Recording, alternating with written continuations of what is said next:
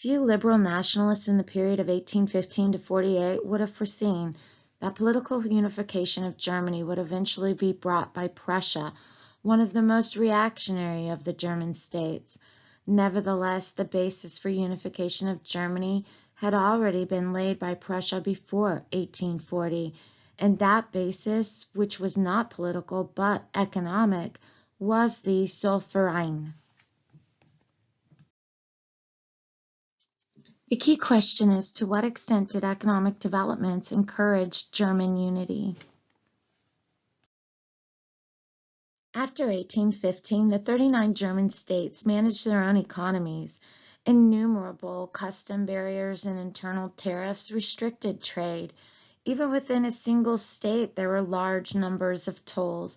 Variations in currency values within the Confederation were an added problem.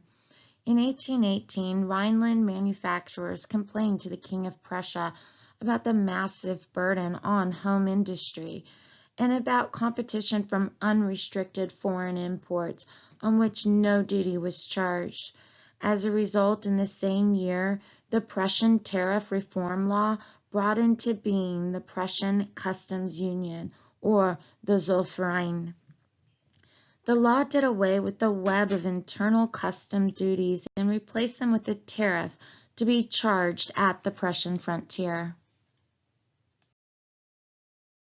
However, the customs union was not quite what the Rhineland industrialists sought. They had hoped for a high protective tariff, particularly against British goods. Instead, the tariff was low and had nothing on raw materials, an average of only 10% on manufactured goods and 20% on luxury goods such as sugar or tea. High tariffs would have encouraged smuggling, which was already widespread. Moreover, they would have led to a tariff war. Other countries would have responded by putting high duties on Prussian exports. Later, Prussia did introduce custom duties on raw materials, especially iron and cotton yarn, as it tried to protect home industry from foreign competition.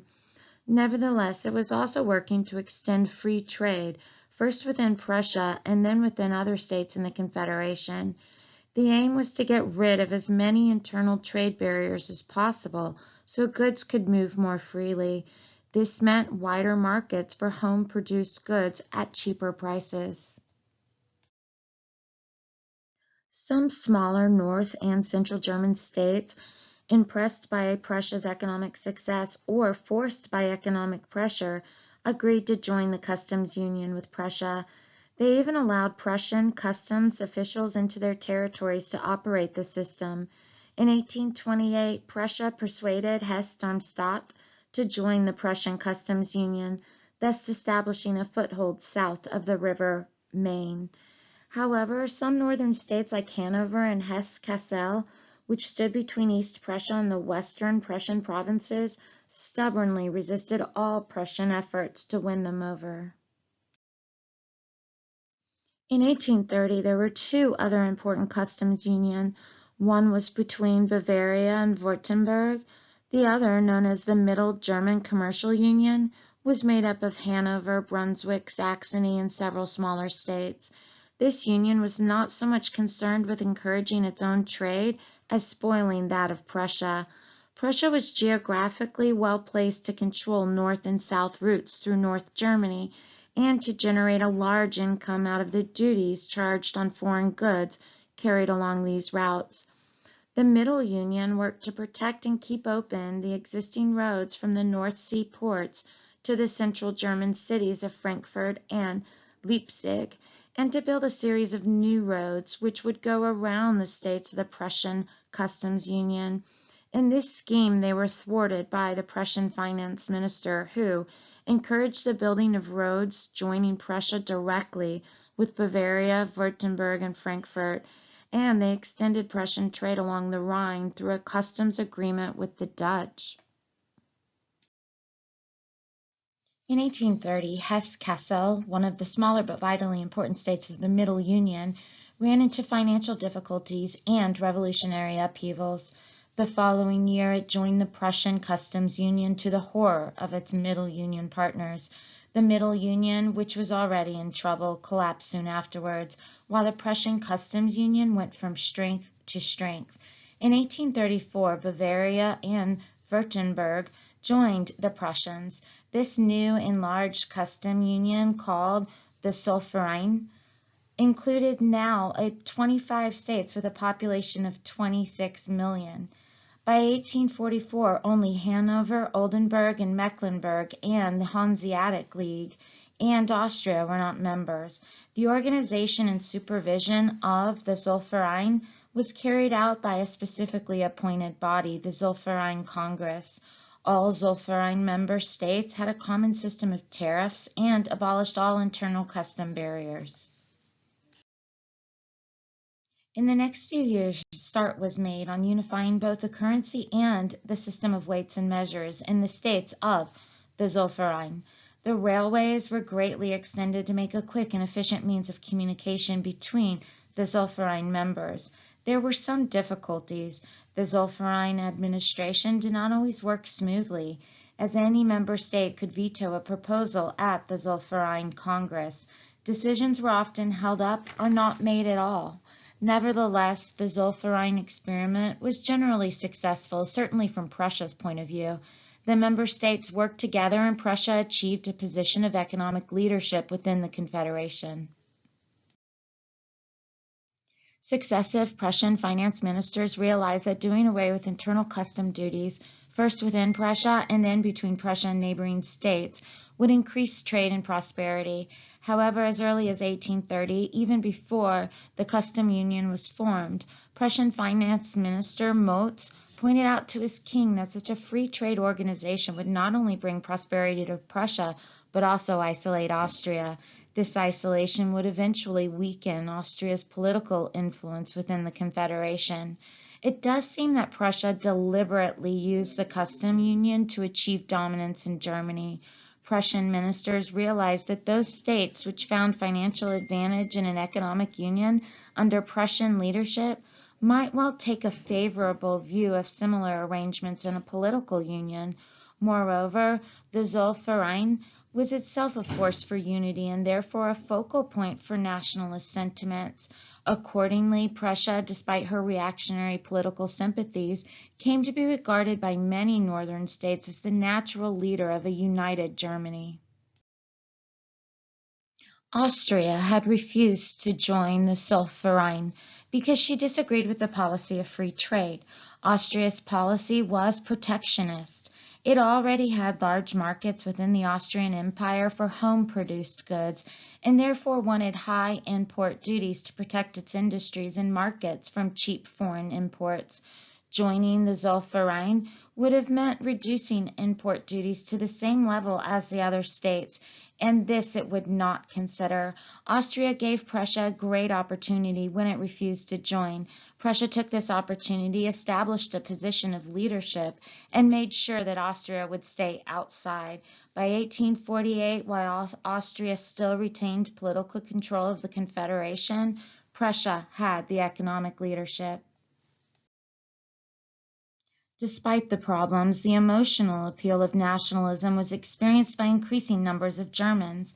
It was inflamed by poetry, music, history, and philosophy. It was also fueled by several situations in which foreign governments, especially France, appeared to threaten Germany as a whole. This made many Germans who were normally content to think of themselves as Bavarian or Hessians, or members of other states, discontented that Germany could not speak with a single strong voice at times of crisis.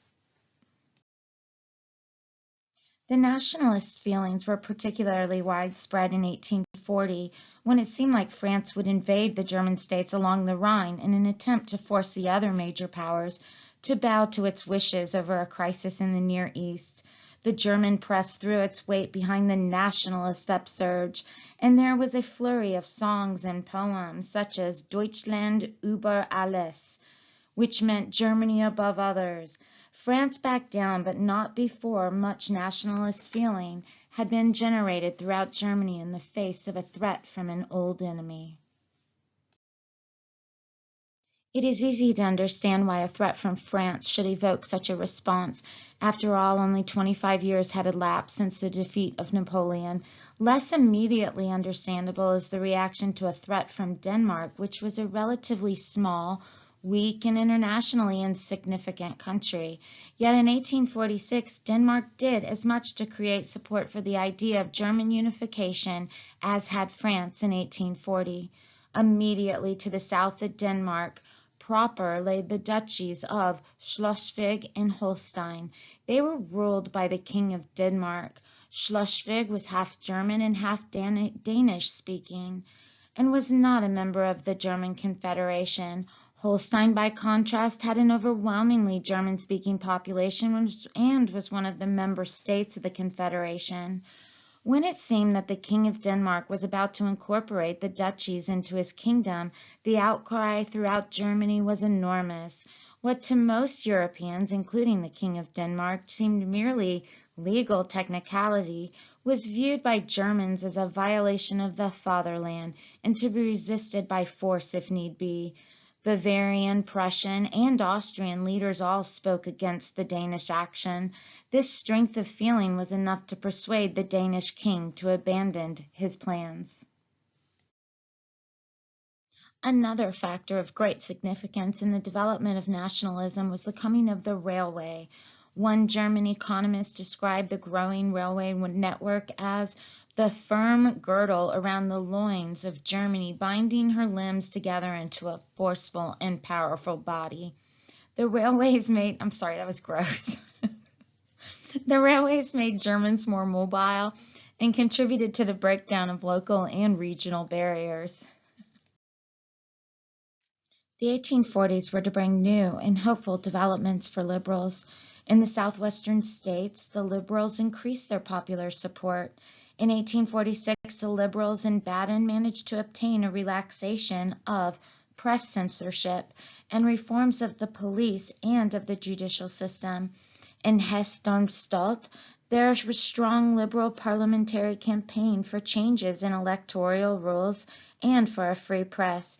In Bavaria, the liberals were helped by an unexpected change of policy on the part of the half-mad king, Ludwig I. His passion for a dancer led him to propose that she should be given a title and land and be introduced to court. When his advisers criticized him, he replaced his reactionary ministers with liberal ones. Developments in Prussia also seemed promising. King Frederick Wilhelm III, who had ruled as an absolute monarch for over 40 years, died in 1840. Although he had agreed to the establishment of provincial diets in 1823, he had avoided granting a constitution. Throughout his reign, he had close ties with Austria. Frederick Wilhelm III was succeeded by his son Frederick Wilhelm IV, an intelligent, cultured, but very unstable man whose policies were to fluctuate widely throughout his reign. Sometimes he behaved as a reactionary absolute, sometimes as a constitutional monarch. He started by acting as many liberals wished. He released many political prisoners. He abolished censorship. In 1842, he arranged for the Prussian provincial diets to elect representatives to meet as an advisory body on temporary basis in Berlin. He extended the powers of the provincial diets and allowed them to publish reports of their debates. Encouraged by this, liberals in the Rhineland agitated for a constitution and the calling of a single diet for all Prussian territories. The Junkers, who were the conservative landed aristocracy of Prussia, watched the activity of the king with anxiety and even considered a coup to replace him with his brother Wilhelm. Frederick Wilhelm, taking fright at finding himself under political attack from both left and right, reimposed press censorship in 1843. However, in 1847, he called a meeting of the United Diet in Berlin to vote on a loan for building a railway to link East Prussia and Berlin. The 600 delegates were all men of substance. More than half of them were aristocrats. They were prepared to support the railway, but insisted on a guarantee that the United Diet should meet on a regular basis. Frederick Wilhelm promptly sent the United Diet packing. The king's actions strengthened the determination of Prussian liberals to push for constitutional change. In the 1840s, the pace of political debate picked up and public opinions grew bolder. More books were published, newspapers and political journals flourished. The fact that Germans were the most literate people in Europe helped. Popular journals played a crucial role in arousing interest in issues such as Schleswig-Holstein in 1846. In 1847, liberal and nationalist sentiments found expression in the foundation at Heidelberg of the newspaper with a title that was prophetic called Die Deutsche Zeitung. In 1847, liberal representatives of southwestern states met at Hippelhelm. They demanded an elected national diet. As well as supporting constitutional change, the Hippelhelm delegates proposed the liberation of the press, open judicial proceedings with juries, the end of feudal restrictions, reduction of the cost of the standing army and the creation of a national guard, reform of the system of taxation. The Zollverein example of economic cooperation between the German states encouraged the liberals and nationalists. It made their dreams of a politically unified Germany seem more attainable. By the late 1840s, there was a growing call for the setting up of a nation-state. The greatest support for nationalism and liberalism came from the middle classes. Most liberal nationalists envisioned a federation of states under a constitutional monarch. Suspicious of full democracy, they wanted to limit the vote to prosperous and well-educated. Radicals, by contrast, favored universal manhood suffrage and pressed for a German republic. However, it is wrong to overestimate the degree of political consciousness attained by Germans on the eve of the 1848 revolutions.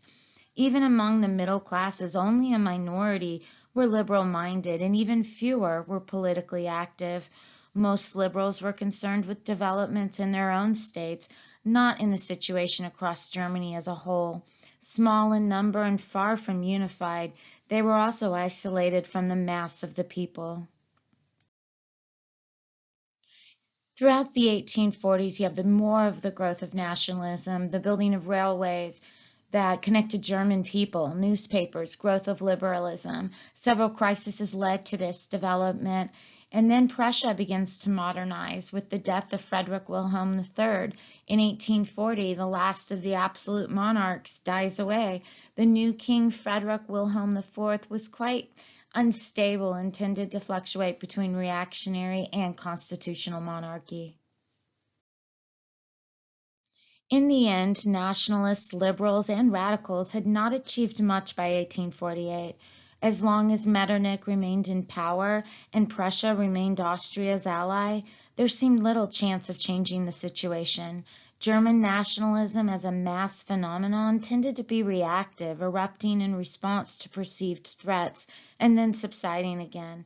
Although nationalist organizations grew at an impressive rate in the mid-1840s, loyalty to individual states and dynasties remained strong.